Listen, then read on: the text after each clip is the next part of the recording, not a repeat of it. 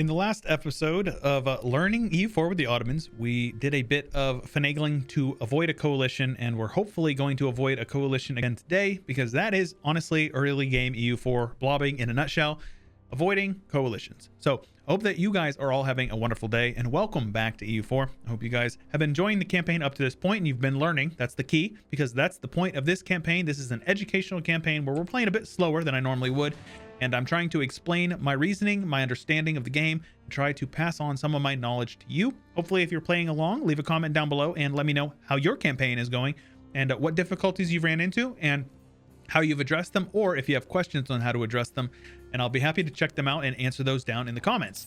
But yes, so today my plan is to consolidate as much of Asia Minor as possible. So since we are going to be taking, and this is kind of a general EU4 thing that you can expect, if you get permanent claims on a certain area, you're probably going to be having a mission attached to getting those permanent claims. So once we consolidate Asia Minor, if you click over here, these provinces are all provinces we're going to be taking in these two wars. We'll then get permanent claims in Kurdistan, Dul Qadir, then these areas over here in AQ. So yeah, that's pretty good, because what that means is we are going to be getting permanent claims on a bunch of provinces that are over here. So that's pretty solid. It also gives us manpower recovery speed and cav cost, which is fine. That's not super useful. But in the meantime, we're not going to be able to take it because we're going to be sitting here waiting on aggressive expansion to tick down. So let's see here. Great Moss, the agenda of the diet. Castle in Yanya. Wouldn't be a bad castle to have, to be honest with you, but that's expensive. A marketplace in Sugla. So Sugla is a good one to have a marketplace in because Sugla is a trade center. You can see down here, trade center. So a marketplace would be solid. So let's do that. Plus, burger loyalty is important. So this is also a really good point to talk about buildings, because now that our tech has unlocked a few buildings, we should take a look at them. The most useful buildings in the game are manufactories, because they increase goods produced, which increases trade value in a node. After that, ports are pretty useful. Production efficiency buildings are very useful, workshops and counting houses, and then trade buildings. Those are kind of the ones that are worth stacking up, especially early on. So you can see here, if we build one in Sugla, we gain 5% or 5 trade power over here. So 5 trade power wouldn't likely affect it a whole lot, but it will give us a bit more. So over here in Constantinople, obviously we see, oh wow, 10. Let's build that there.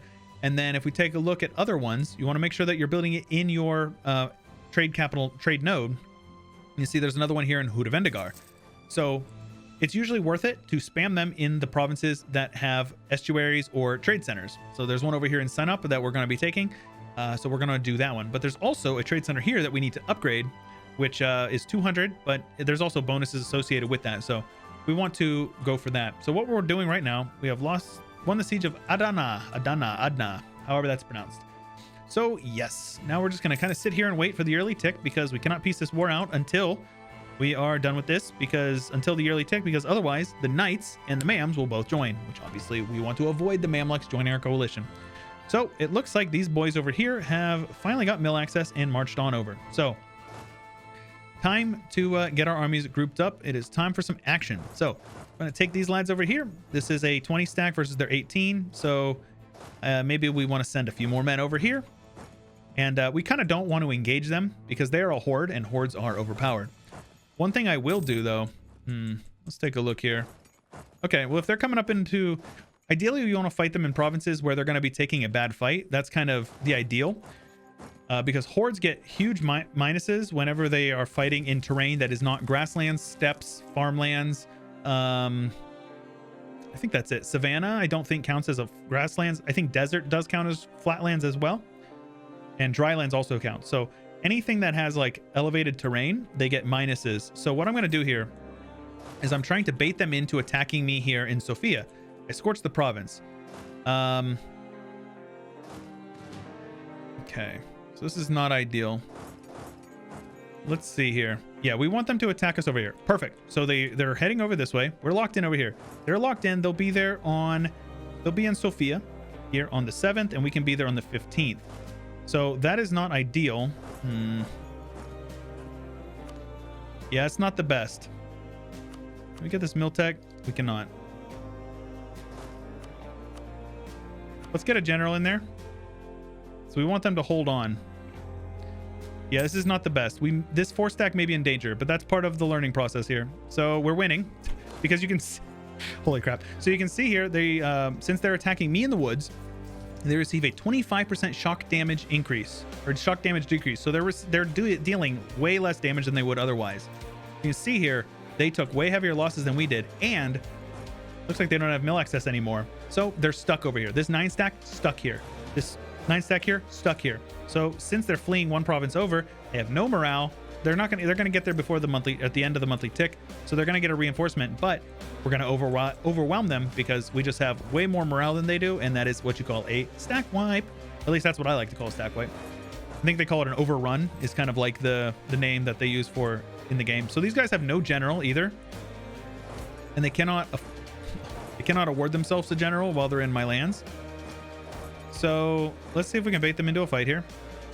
So what I'm going to do is I'm going to scorch this province here and see if we can bait them into that province there. Oh, okay. This is just highlands. You know what? Screw it. It's fine. Dang it, man. I'm being really dumb. AI has so hordes actually get a 20% movement speed buff if you don't know. We can get mill tech for innovativeness. It's right on time, so it doesn't cost extra. Definitely worth. I'm not going to upgrade my units right now because we plan to take a battle ASAP. Here you go. So this should be a wipe. That's a 2-to-1 against the horde in the woods. I'll take the river crossing. That's fine. Yep, that's a stack wipe. Easy enough. So the early tick has happened. We can now peace out this war to full annex them. The Mamluks will still join my coalition. Really? Oh, it will gain 55. I'm being so dumb. Okay. I'm dumb. All right. So if they're gaining 51, that means they're going to be guaranteed for it. I'm sure people were noticing that. So I apologize for that. There is a way to get around this, and I'm going to try to show you how to get around this. That being said, they're going to be able to join a coalition against me basically no matter what.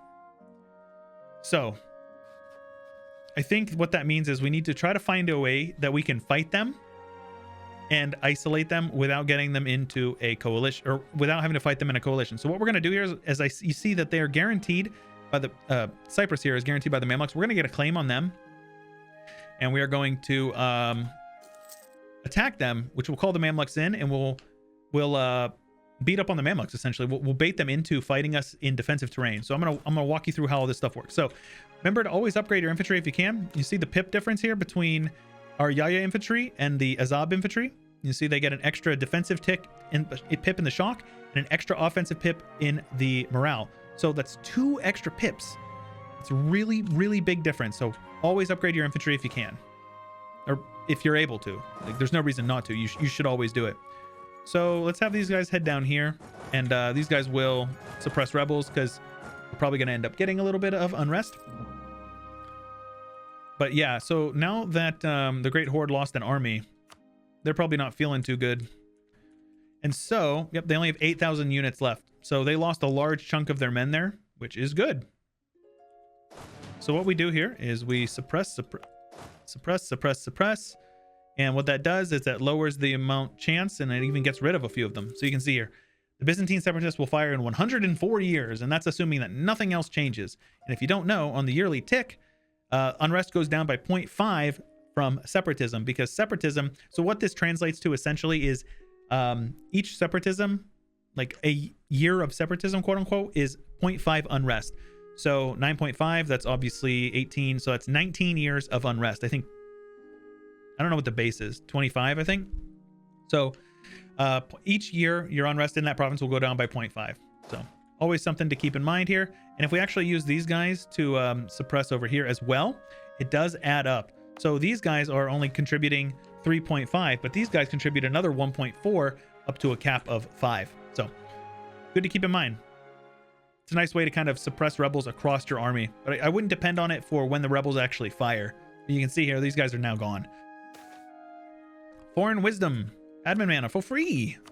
Free mana is the best. So you can see here, our first idea group is coming up here. And so that's stuff we want to keep in mind. So let's get these guys over here. They still have mill access, so it's going to be problematic, but this is fine. I will meet this 4-stack out here in the grasslands, and I will happily destroy them. These guys are in a marsh. So what I'm going to do here is I'm going to scorch this marsh province here. And I will bait them into coming across here because a marsh, they should take the penalty and they should get absolutely clapped, which is good for us. Ramazan is requesting a truce, but I'm not going to do that. So what we're doing here is we're waiting until the end of the year. That way we can peace out this war. I'm surprised that call for pizza hasn't happened yet. Call for pizza or call for peace is the game's way of saying you've been in this war long enough. It's time to move on. And it's an annoying mechanic that only the player gets, but we're going to make the best of it. Let's also turn off a couple of these forts over here because we're monitoring this and I think we're good here. So yeah, let's turn off these forts. We don't need these forts. I'll keep this one here just in case they try to sneak somebody through. But what we're doing is we're waiting until the very end of the year. And this is a trick that you can use to avoid coalitions. And since these guys are actually not fighting actively, you can have them suppress rebels, which is nice. Even though they're actually sitting here ready to receive a fight. So we're sitting here, wait until like, you know, the end of December or towards the end of December. Sometime around Christmas is usually what I like to do. My dog just grunted nice and loud. So if my mic picked that up, you're welcome. All right, so wait till the end of the month. About the 27th is fine. You can see here, Mamluks will gain 50 AE. That's bad, but here's the thing. On the yearly tick is when it loses it. So as soon as it ticks over to January 1st, it will go down by that 2.5 or whatever we had seen before. And it also, the amount of improved relations that you have scales up how much it ticks down. So you see here, prestige affects improved relations quite heavily. So a really good way to do that is to make sure you're getting as much prestige from battles or wars as possible. That being said, when you annex somebody, that's all you can do. There's nothing else you can do for prestige. But always take all their money, especially if you're full annexing them, and that will give us that there. So if you take a look at here, it says bum bum bum. Oh wait, for some reason maybe it calculated it after we put our prestige in there. Interesting. Okay, well that's fine regardless. So again, since we just took these provinces, you want to yoink the dev. And what that does is it lowers the amount of dev in these states, this whole state, and sends you, it says we'll gain 6, but I don't think it's actually 6. I think it's less than that. But we'll lose. So 2 will be lost and we gain 6. So we gain 4. So yeah, it's not super good as far as efficiency goes. But the thing is that it makes it cheaper to handle the governing capacity of it, which is the main reason why you do that. That's the main reason. Take the admin tech. This province here will also core up as well. And since this is all of our core culture, it will what's the word I'm looking for? Core up very quickly. So now that war is over with, now's the next one. Figure out this one. 43 AE, Mamluks are going to gain 35. So here's the deal. The Knights in Albania we don't want to join. Genoa looks like they're going to join no matter what. So yeah, that's a tough one. These guys are okay. Let's say Bosnia would join. They would not. Serbia would, but Serbia's got a truce. AQ's got a truce. Dulkadir. Okay. So yeah, what we're going to do is we're going to get a claim on Cyprus. And what that means is we're going to be able to get them into a war soon, TM, and we'll be able to beat up on the Mamluks and piece them out. So what will happen is we'll have a truce with them. They can't join a coalition with you while they have a truce. So after this war, their aggressive expansion will go up to like 70 or whatever. So it's going to be well above the 50 threshold, and they hate us. So they're going to be much more willing to join. But what we're going to do is we're going to immediately attack his ally, or maybe even before. We're going to attack his ally or the guy he's guaranteeing, which will call him in. We also have a navy. So let's take a look at his navy though. Always use the ledger if you can. L is the button for the ledger, or you can click on it down here. The ledger is wonderful. It's a wonderful thing. And if you come down here to military, or I guess, let me see here. What does it look like when you originally open it up? It looks like this. So right here, ledger. Country is mostly like economic stuff. A nice way to check on certain things like loans is you go to, which one is it? Score comparison. If you hover over admin rating, it will tell you how many loans somebody has. You see England is having some stability issues. The Mamluks have some prestige issues. And you just hover over this. Generally, you can find how many loans somebody has. So nobody has any loans right now, but each loan is 0.02. They'll say like loans 0.02. There's 0 minus 0.02 for each loan. So if they have 5 loans, it's 0.0 minus 0.1. So that's an easy way to keep track of how many loans somebody has. We look at the Mamluks, they have no loans, but they do have some prestige issues, which is good. They have good stab. But then what you want to do is you want to go over to the military tab, or you can just click this and you want to go to the navies. Sort by, well, generally I like to sort by rivals, and we can see we have 20 galleys to their 9. That's pretty solid. So if we come over here and we preempt it, so obviously we're not going to get in for the monthly tech, but we need to repair our fleet. We have 15 galleys right here. The rest are protecting, and so that's good. What we're going to do here is we're going to get these guys down this way, and basically we're going to scout out where the Mamluk Navy is. And I assume that they're probably, okay, there's some of them, but not all of them.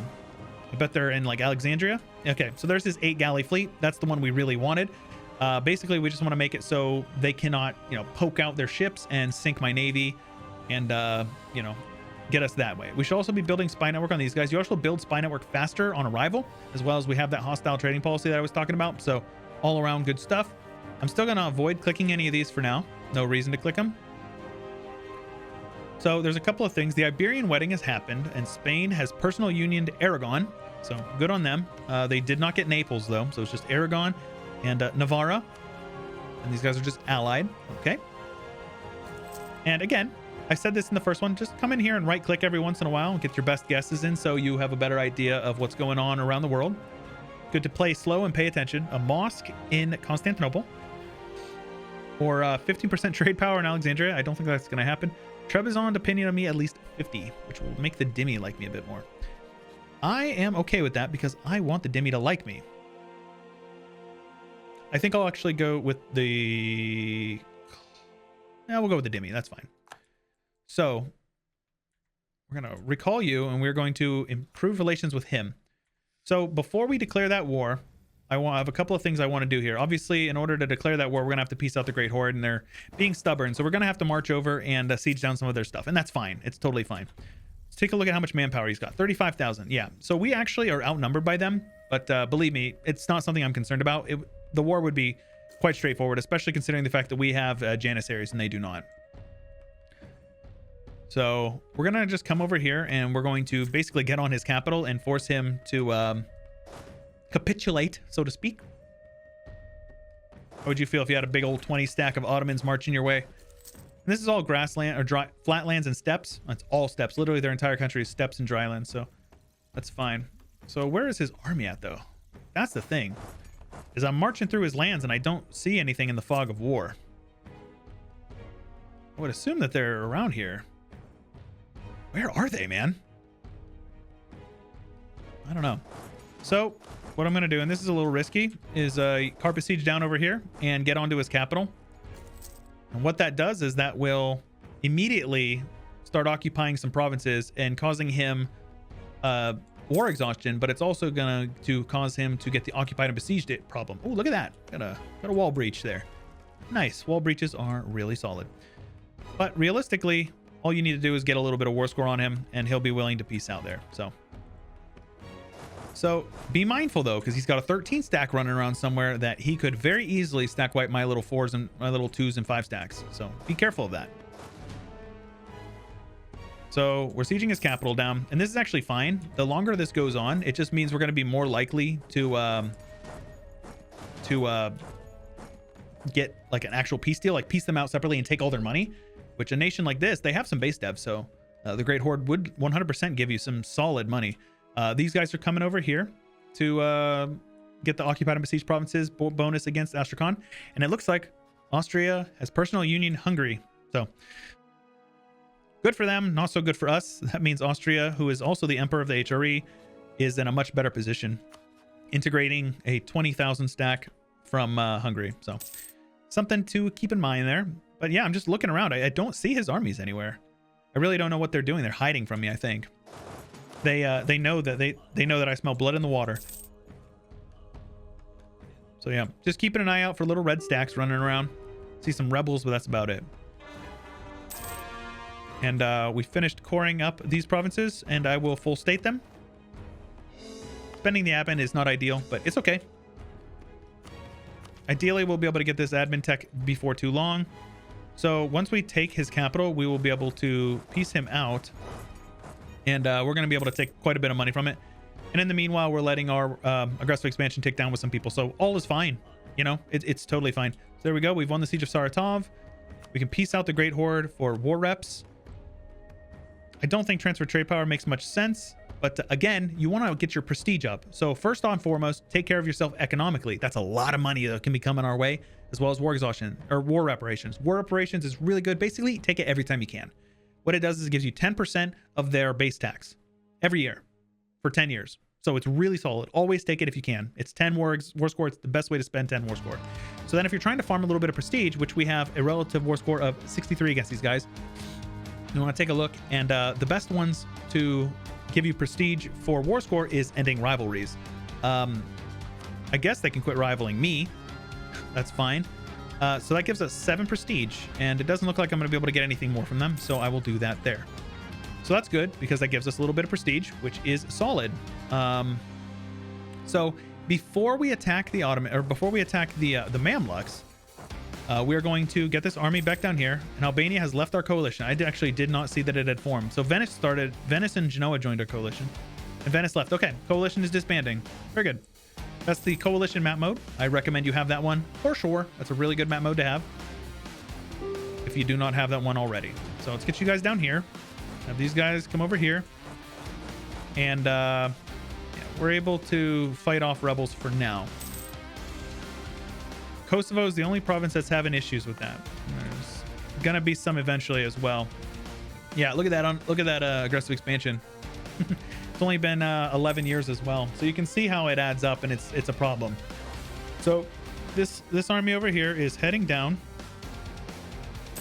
and you can see once we peace out, the Mamluks will 100% hate us. They will join a coalition. There's nothing I can do about it. Looks like Albania will not be able to join though, which is good. And we've got our thing here. So the reason why I don't want to declare the war while I'm still in another war is there's some stuff that I want to do, some housekeeping things that you can't do while you're at war. So what I'm doing is I'm getting myself in position. That way I can peace out, do everything I needed to do, and declare war all at the same time. So we have his navy right here, blockaded in. These are good things. And I think it may be best to come out, get a few over here, but I think he's got a decent trade fleet, right? A light transport fleet right there. So no, I think we're just going to keep our whole navy right here.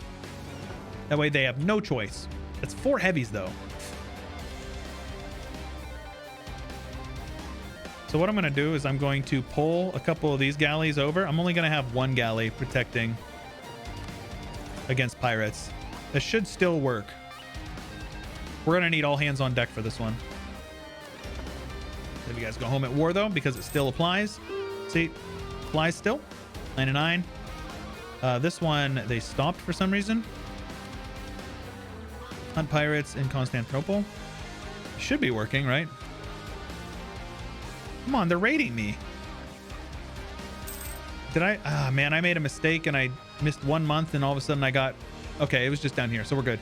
Yeah, you can see they haven't rated any of this stuff down here because they won't do it if it's got really low efficiency. Okay, so what we're gonna do here, we're gonna piece you guys out, take all your money as well, and that's good. A coalition will form, including the Ottomans or the Mamluks, Venice, and Genoa. Oh no, anyway, so if we were to unpause, a coalition would almost instantly form. So before you unpause, what you want to do here is you want to upgrade this, because you can only do this while at war or while at peace. And then you want to also do this guy here. Everybody has over 50, so you can yoink, and you will not have any negative malices. You won't get any rebels. If it will dip below 30 whenever you take this, that can lead to some issues, but it's okay since it's not going to dip below 50. Manpower recovery is pretty good, so I think we're going to take that with the permanent claims plus the cav cost, so that'll help out our economy as well. All good things. And we need to core up everything over there. All good. And now, before we unpause, well, oh, looks like we're going to have to unpause for 5 days while our guy comes back. Very good. And we will attack them, which we'll call them the Mamluks. Crimea will join. So those numbers look kind of bad. Crimea will handle Theodoro. Genoa will join as well. So a few of these people we're going to be able to separate peace, which would be fine. I plan to mostly just handle the Mamluks, though. Man, that navy, the navy is going to be kind of a pain. I could just attack him directly. Maybe that's in our best interest. I think that's the way to do it. I don't want to have to fight Genoa's navy and everything, because Genoa's going to have another bunch of ships as well. So it's probably in my best interest to just sit back and wait. So with that in mind, take a look at our fort. You want a fort map mode? Fort map is really nice. There's a couple of provinces over here that we could fight them in, and initially they're only going to have mill access through Adana or whatever. So Isel. So that means they can march onto this province, but they can't march past it. So okay, so Karaman would be a good province to scorch. Basically what you want to do is you want to scorch some provinces and bait them into fighting you on defensive terrain, because they will basically guaranteed lose. So what we want to do here is we want to pop these guys off and split these guys up, because they're going to be taking a bunch of attrition as well. So scorch that province there, and what we're doing is we're just going to sit and wait. So where did this navy come from? 2 heavies right there, man. Okay, well, let's get up here and see if we can wipe out that navy. We do not want them getting their navies grouped up, so a coalition is going to start forming. Let's take a look here at our army. So we could probably get a few more great Janissaries. We want 3 more, so that's fine. Let's get you guys over there. Build up to your force limit.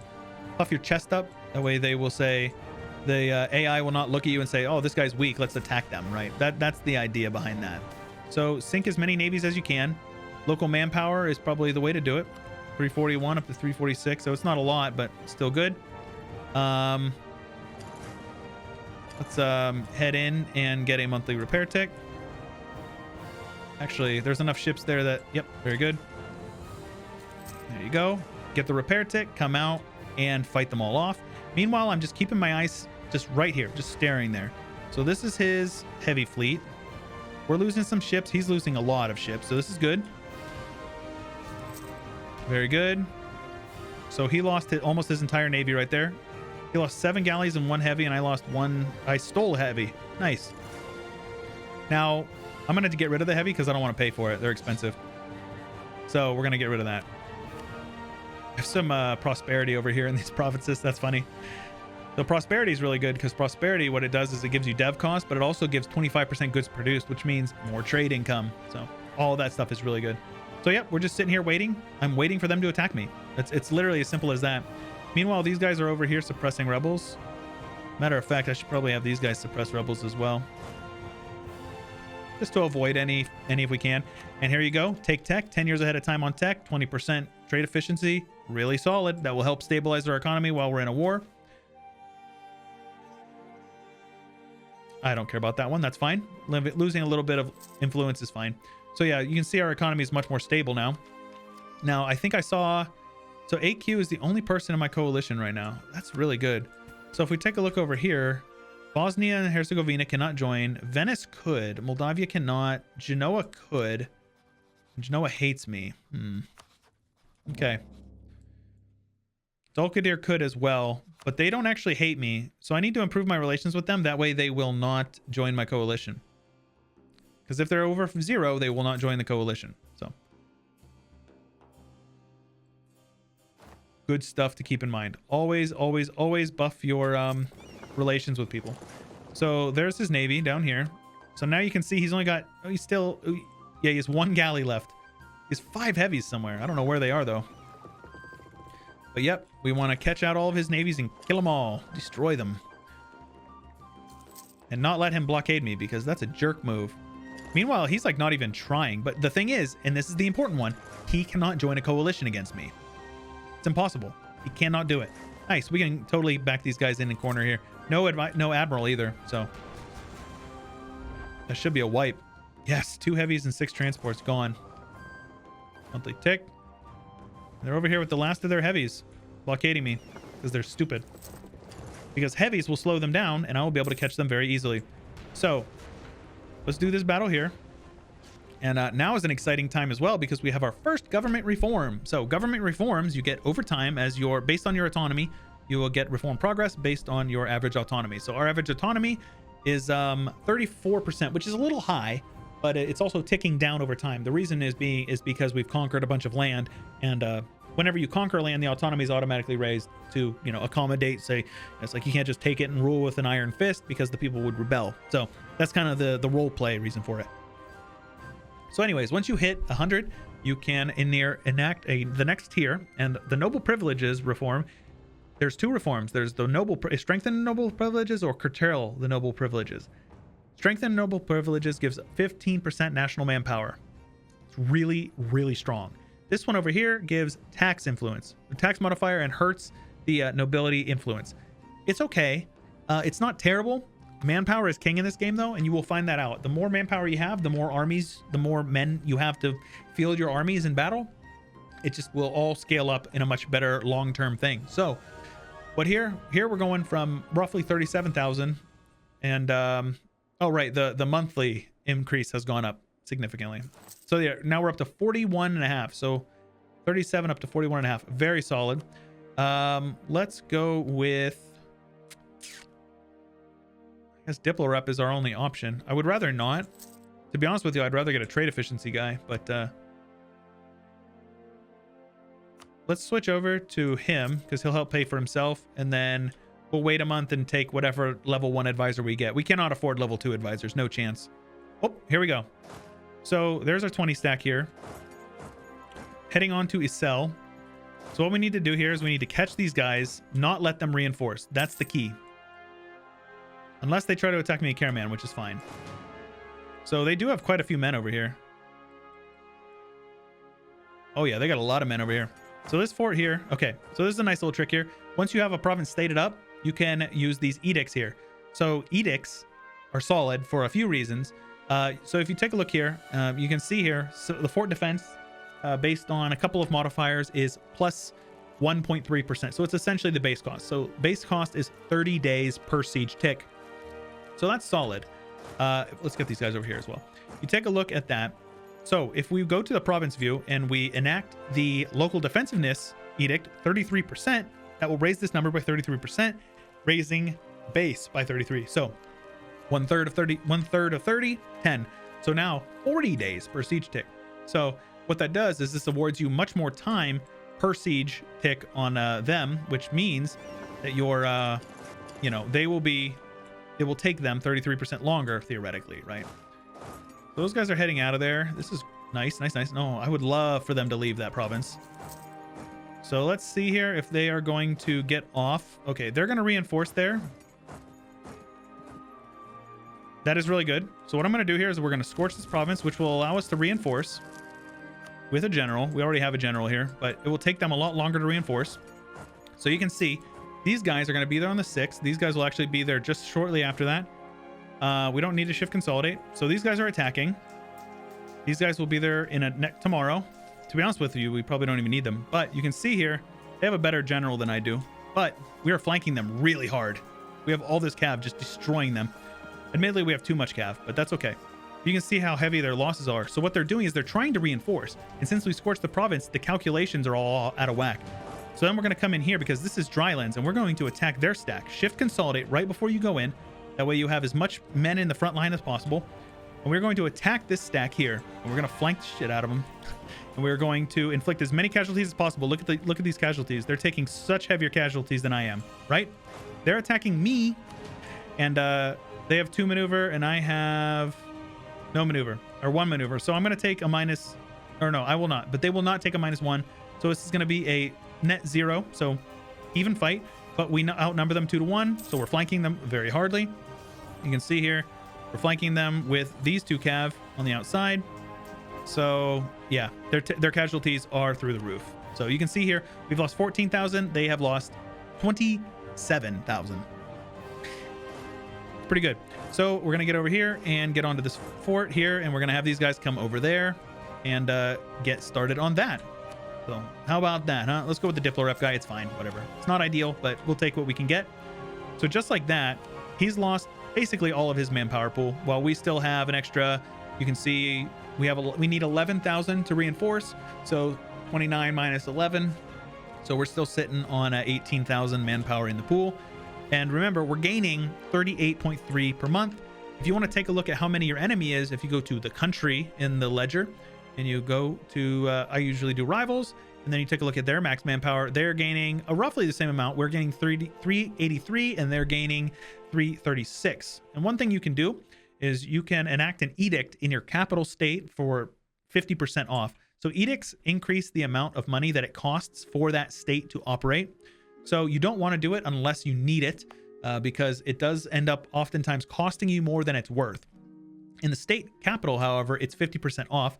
So we're going to go with the local manpower, which will take us from 383 up to 393. So not a huge increase, but it's not a small increase either. So it will end up improving us quite a bit over time. So generally what you want to do is you want to set your capital edict to be for trade, because the trade edict, especially since Constantinople here is the Bosphorus Sound Toll, as well as the entrepot, as well as a marketplace. You can see how much trade power we're getting. 53. So we're 1/5 of our entire trade power is from this one province, from the entire node. So that's pretty good. So we're just going to sit here and wait and let our boys reinforce over time. So you can see here, there's a lot of empty units here. So what you can do is you can shift consolidate. And if you hit B or click this button, or where's it at here? This button here, B, and then transfer out all of the empty stacks. So what that does is you can take them or hit C and move them into friendly territory, because in enemy territory, you only recover at 50%. And you can see it's 60% here because we have an advisor or a general with +1 maneuver. Your maneuver will directly increase it. So 1 maneuver pip is 10%. 5 maneuver pips, 50% additional. So it's 100%. But if you have 0 maneuver, it's only going to ever be 50 unless you're in your own land that you own. So getting these guys back over here, you can see 50%. As soon as they get into home territory, 100%. So they'll just recover, twice as fast. So that's good. You want to do that. And that will allow their manpower ranks to refill. So then we're going to sit here for a little bit. They're probably going to start stacking up here because they've got, 46,000 men. That is crazy. Okay, yep, they're attacking me. So, ooh, they got a lot of men there. So, okay. So yeah, this might be a loss for me. It may very well be a loss in the fight. Maybe I was being a bit overzealous. I can't believe they landed that many men that fast.